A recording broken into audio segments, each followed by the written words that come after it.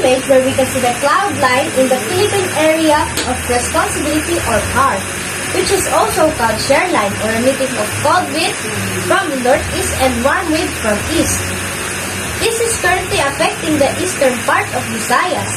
Amihan or northeast monsoon is the one that is affecting Luzon and the rest part of Visayas, while easterlies or the wind blowing from the east affects the part of Mindanao.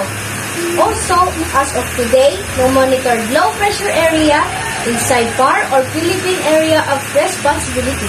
Good day everyone, I am Princess Jennifer Scalise, reporting the weather forecast today for Luzon. The effect of Amihan or northeast monsoon is expected to bring cloudy skies and light rains in Isabela, Cagayan and also in Aurora, while in Metro Manila and the rest of Luzon will be experiencing fair weather conditions with chances of light rain. By tomorrow, the effect of Amihan is expected to weaken, and the partly cloudy skies and chances of light rains will only be experienced in northern Luzon, Metro Manila, and the rest of part of Luzon.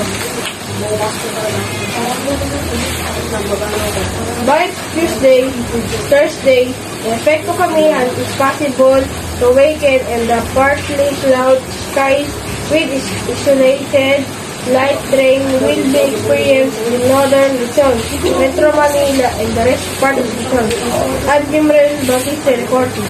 I am DJ Rampalala reporting the weather forecast in Visayas and Mindanao. Shear line is still and with cloudy skies with scattered rain, lightning, and thunder in eastern Visayas, central Visayas, Dinagat Island, Surigao del Norte, Camiguin, and Misamis Oriental. So while still sunny, we advise everyone to be careful of the threat of flooding and landslides.